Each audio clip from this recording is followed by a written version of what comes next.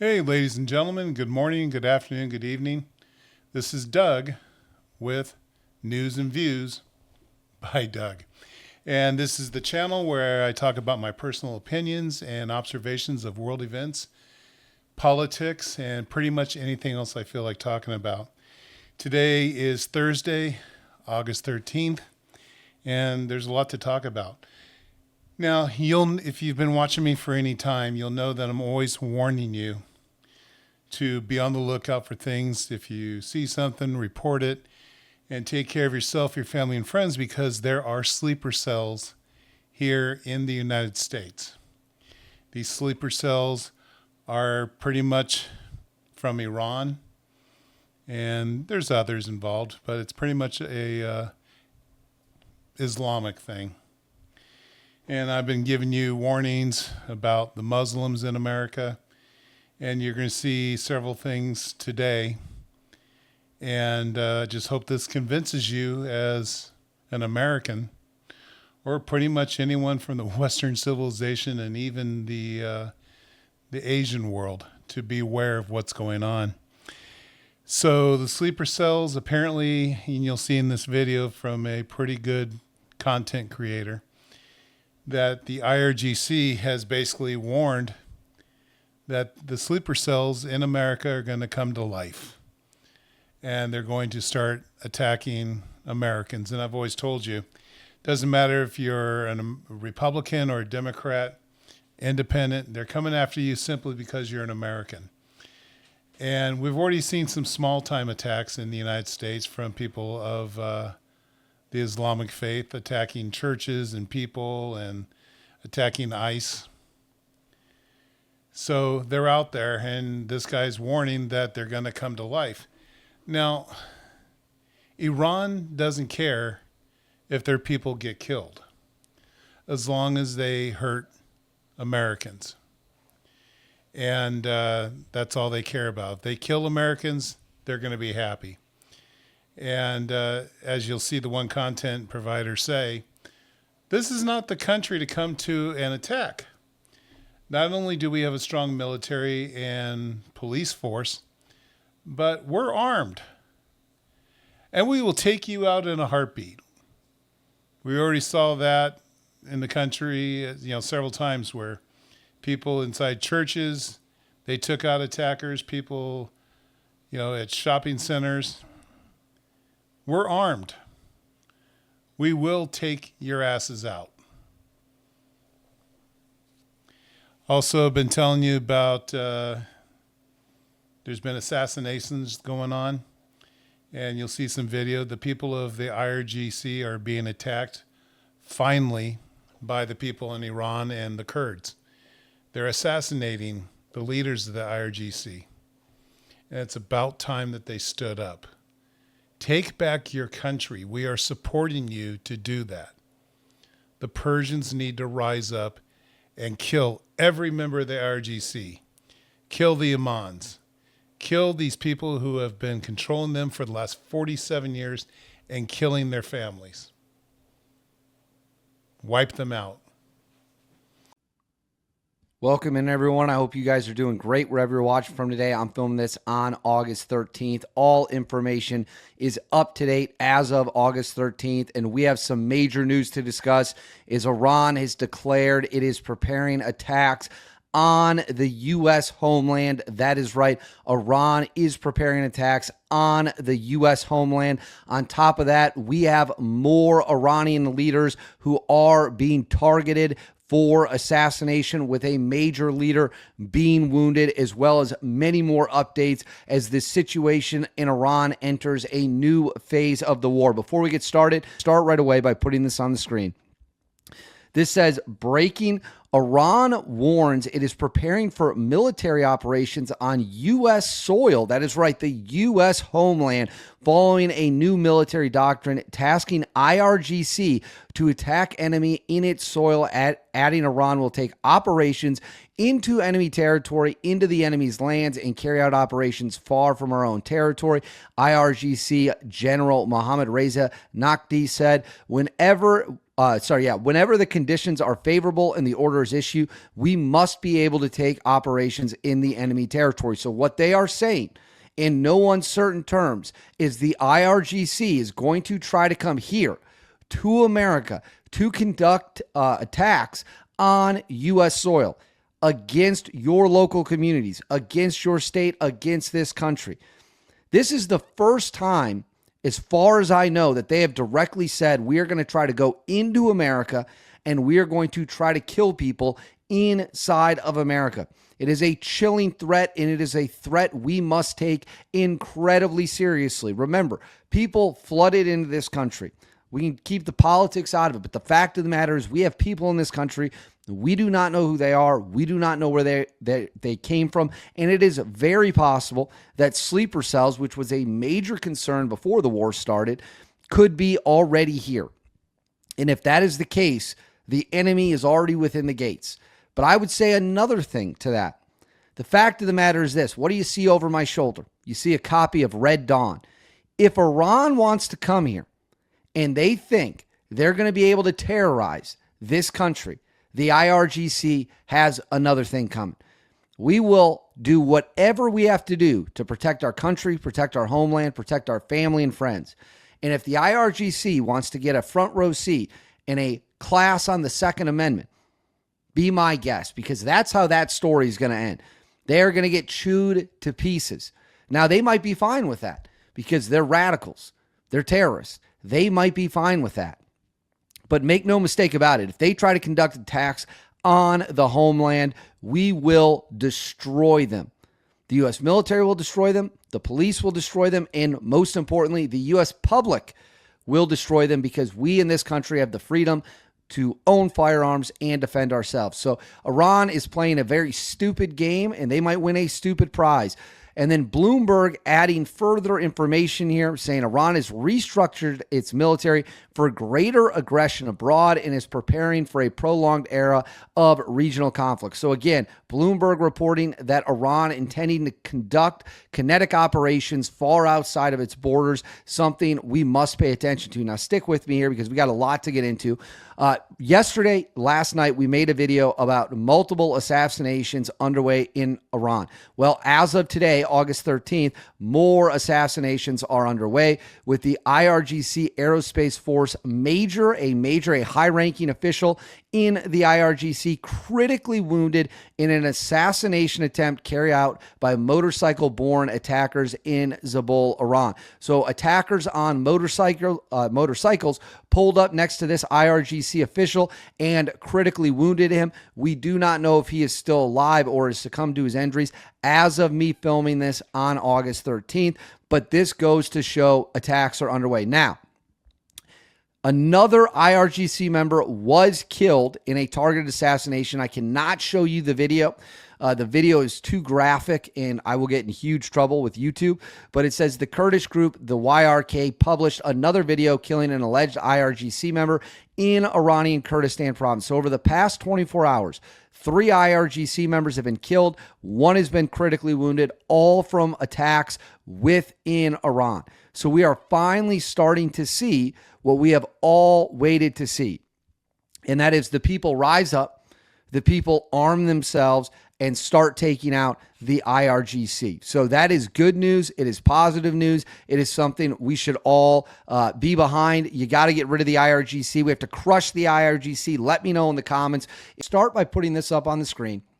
What you are seeing here is video of a Kurdish opposition group killing an alleged IRGC member in the Iranian city of Sanadaj. The killer is using a suppressed pistol. So we're going to go full screen here.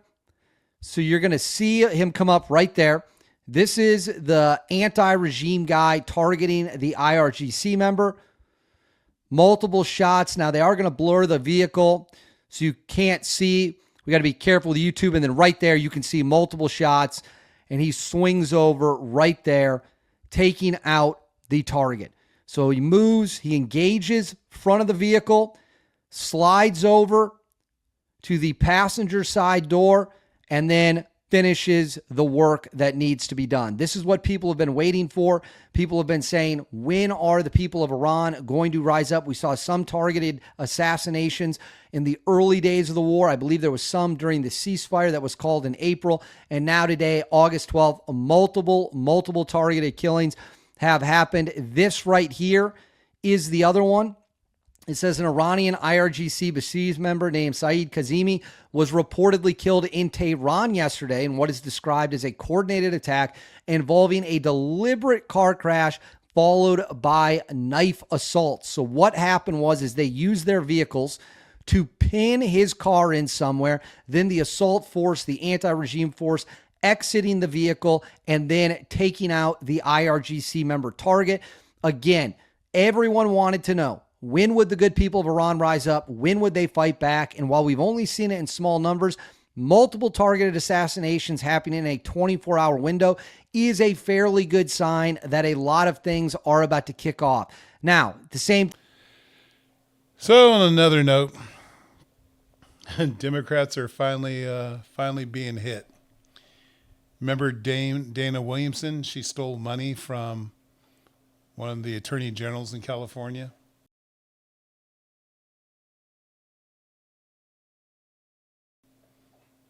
She took his money and she got caught. Then she rolled over on her old boss, Governor Gavin Newsom, and his wife of California. They're now under investigation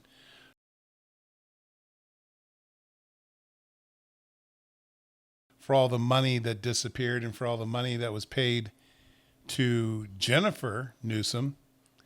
And this was a play to pay.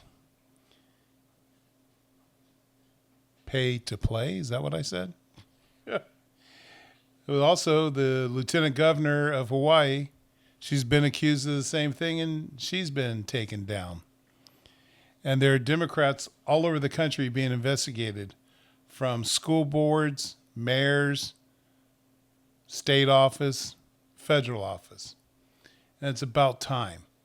Now, if the Republicans are doing it, then we need to go after the Republicans also. We need to get rid of all the corrupt politicians in this country. Get rid of them all. All right, so it's happening. It does appear that the days of reckoning are being unleashed on the corruption inside the Democrat Party. Let's go to Hawaii, where things just went from bad to catastrophic for one of their major Democrat power players. Hawaii's lieutenant governor, you heard that right, their lieutenant governor, Sylvia Luke, the second highest official in the entire state. She was just indicted on 12 felony counts, including criminal conspiracy to commit bribery. According to prosecutors back in January of 2022, Luke sat down for a private dinner and a Honolulu steak with businessman Toby Solidum. Now, according to the grand jury, before dessert even arrived, Solidum handed her two checks totaling $10,000 with a promise of $70,000 more in campaign contributions to come. 1 month later, her powerful House Finance Committee helped move a bill approving a staggering $170 million in COVID relief funds tied directly to the testing contracts Solidum wanted. Solidum, meanwhile, allegedly walked away with millions from those same COVID testing contracts. And when investigators started closing in, he didn't stick around and face the music. He liquidated his assets and he fled to the Philippines, where he remains a fugitive to this day with a no bail warrant out for his arrest. But Luke wasn't operating alone here. 4 other Hawaii officials, including Solidum, have all been indicted as part of the same scandal, and they're all Democrats. We're talking a former State Department of Human Services director, a state airports administrator accused of lying to federal investigators, and even Luke's own campaign treasurer accused of falsifying records to hide illegal contributions. So 5 officials, 1 fugitive overseas, and a trial that's going to expose exactly how deep this rot goes into Hawaii's Democrat-dominated government. And then finally, let's go back to California, to Oakland, where Democrat corruption reached an entirely different level Former Oakland Mayor Sheng Tao, once celebrated as the first Hmong American mayor of a major U.S. city, she's now facing federal bribery, conspiracy, and honest services fraud charges that could put her behind bars for up to, get this, 95 years. According to federal prosecutors, the scheme started before she even won her election. The Duong family, who run California Waste Solutions and control Oakland's massive recycling contract, allegedly poured $95,000 into attack mailers against Tao's opponents, all in exchange for promises that Tao would extend the recycling contract, buy housing units from their shipping container company, and even install a city official of their own choosing. And it gets worse. Prosecutors say Tao's longtime partner, Andre Jones, was promised roughly $300,000 through what's called a no-show job, a job where he didn't actually have to work, right, like Hunter Biden with Burisma, just to collect the check. And when that wasn't enough to qualify for a home lease, prosecutors alleged the whole scheme fabricated a fake $150,000 job at a cannabis consulting business run by Tao's own sister. So, yet another Democrat orchestrated pay-to-play scheme here, blatant, and they got caught. Now, you'll notice you're not hearing a word about this in the legacy media, right? Imagine if all these arrests involve Republicans. I mean, it'd be on the front page of every major legacy media outlet. And that's, of course, because the media is more interested in steering perception instead of simply reporting facts. Now, today we are announcing the arrests and unsealing of an indictment out of the Southern District of New York, charging 11 individuals for allegedly overseeing an extensive, decade-long marriage fraud scheme involving more than 1,000 sham marriages between Chinese nationals and United States citizens, and then the submission of fraudulent applications for green cards. This is one of the largest marriage fraud prosecutions in United States history. This scheme was not a quick fly-by-night operation, but rather a years-long, multi-million-dollar cottage industry to criminally assist people who would not, or legally could not, otherwise become citizens of the United States. The men and women who facilitated this scheme were all naturalized citizens originally from China and one green card holder. Under President Trump's leadership, the Department of Justice is working alongside our partners at DHS to secure the border and protect American communities, something that was ignored during the last administration.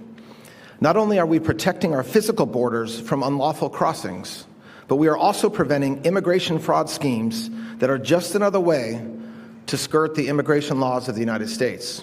As alleged, some of the charged defendants acted as facilitators who orchestrated the marriage fraud scheme, pairing foreign nationals seeking immigration status with United States citizens willing to participate and engage in a sham marriage. These facilitators employed attorneys, tax preparers, and marriage officiants. Some of the other charged defendants acted as recruiters by finding and recruiting United States citizens to participate in the scheme, and other defendants acted as officiants, officiating dozens of these alleged fake marriages. Now, the way that this scheme allegedly worked is the facilitators used social media and other forms of advertising to market fraudulent immigration services to foreign nationals, primarily from China, and Chinese nationals would pay these facilitators as much as $100,000 for assistance in obtaining a marriage, which then allowed them to apply for a green card. The facilitators also paid willing U.S. citizens as much as $30,000 to engage in the sham marriage with the foreign national. Now, often after these phony ceremonies, defendants would stage images of families at restaurants to create the appearance of a legitimate wedding, and some of the defendants also facilitated sham marriages overseas in China. After the marriages took place, the actual ceremony, the then married couples would visit a local office affiliated with the scheme, sign forms for submission to the U.S. Citizenship and Immigration Services, learn about the USCIS interview process to apply for a green card, and then execute prenuptial agreements, which, not surprisingly, given the allegation these were sham marriages, waived their rights to share in the other's estate upon death, child support, and other claims in marital property. One prenuptial agreement even provided that, and I'm quoting from the indictment, except in the name of husband and wife, both parties live independently and must not interfere with each other, end quote. The facilitators of the scheme would then prepare and submit fraudulent green card applications and work with the couples through the immigration process, submitting photographs, opening joint bank accounts, mobile phone accounts, all to obtain green cards to allow them to stay in this country, but that's illegal. These charges and the indictments now unsealed, they show how far people will go to cheat our immigration system. Gaining American citizenship and legal status to reside in this great nation is a sacred privilege, and we will ensure it is always done in accordance with the law protecting our communities and national security. Well, I'm also going to show you a video, and I've been warning you that the Muslims are trying to take over. They've already tried taking over in Europe. They're here in mass numbers, and you're going to see a very good content creator talk about it. You're going to see in his video, he's showing you the masses of these Muslims that have come here to conquer the United States of America and even Canada. And we can't put up with this shit. If we can prove that they're illegally here, we need to deport them, and the sooner the better. Their populations are growing, and that's how they're going to do it. And I've shown you videos over the last couple of days that they say exactly that's what their plan is. So you'll see those videos here.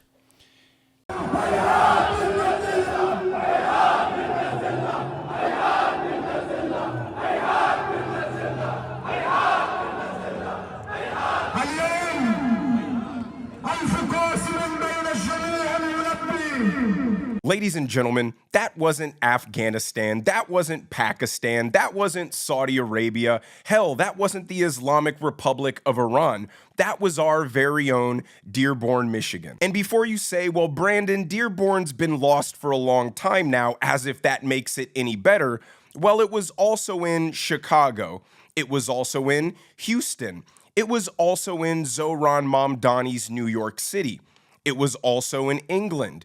It was also in Australia. It was also in Germany. It was also in Denmark. And it's time for a serious conversation about how the left's unscrupulous, insatiable quest for power has threatened the very existence of America. And the ironic part is even the left is now being confronted and threatened by the very monster they created. As always, like the video and subscribe to the channel. But let's start by hearing the mayor of Dearborn reassure us that wasn't a jihad demonstration, that was a celebration of peace and love. Welcome to Dearborn's annual March for Justice. This march commemorates Imam Hussein alayhi salam's unwavering commitment to justice and the stand that he took over 1400 years ago standing against oppression. And it's a commitment that we renew each and every single day, each and every single year in this March for Justice that we're so proud to host in the city of Dearborn.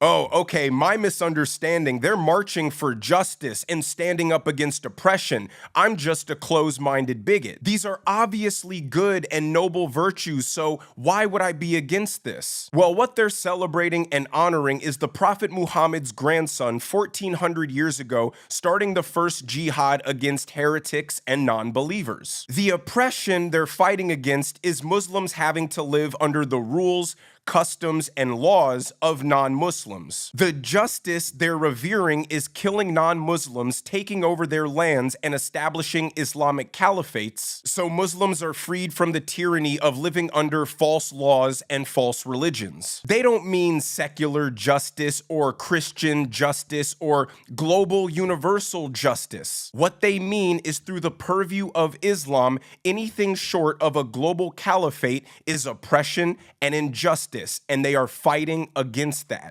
We are buying these churches. We bought 3 churches so far, converted them to masjids, and now we have one we are buying with a school to make it, because we have to serve the same people. The people who were part of that community, one day they will be Muslims. So we'll make it into a masjid and an Islamic school for our children and their children, inshallah. 100 years ago, they invaded the Muslim world and they built missionary schools and destroyed Islamic schools and masjids. Today, we bring the favor back, turn their churches into masjids and their schools into Islamic schools. Bring the light of Islam to here. We're able to buy ready to go institutions that have been there for a long time, but they emptied out. And now it is time to be filled with Muslims, with reverts, converts. This is an election year, but we're not going to be happy with either candidate. We have to be happy when Islam becomes the best candidate for us.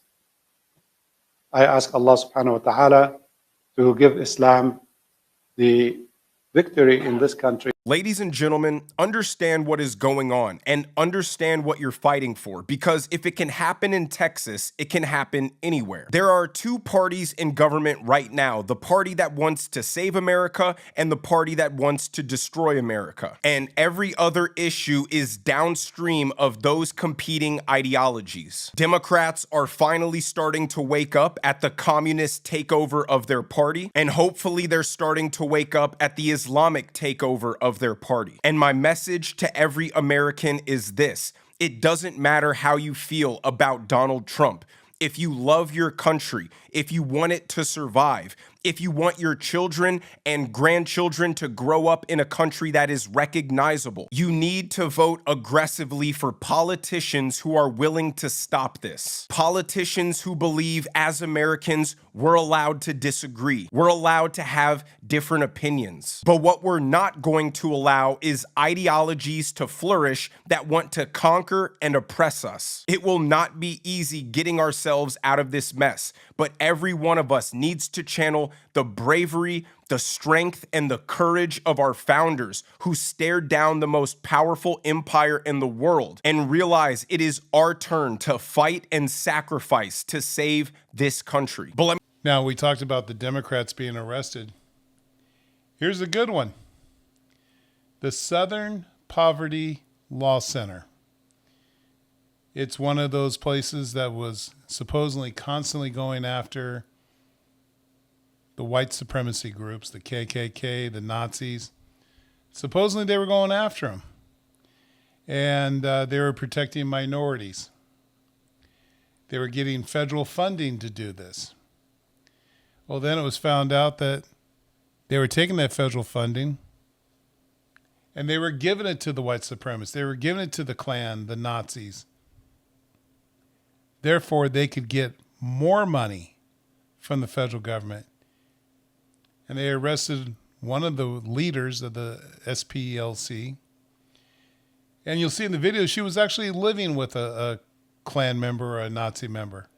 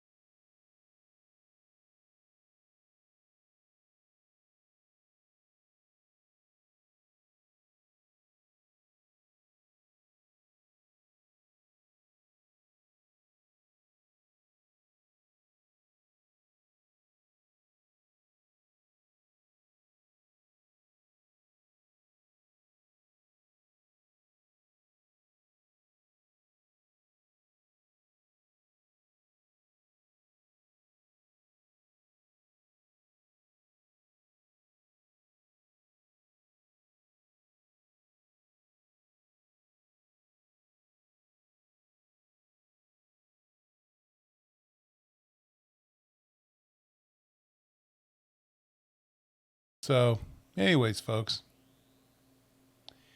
that's what's been going on. Again, I tell you to watch out, be careful, take care of yourself, your family, and friends. These groups are out here to kill us. They're out here to take over this country, and we need to fight back now. Thank God for the Second Amendment, and thank God for a Supreme Court that's finally waking up and giving us our rights back. Okay, folks. Please subscribe if you like what I have to say. You want to hear more, hit that like button, hit the subscribe button. Let's continue. God bless you, and God bless the United States of America. Thank you so much for your time.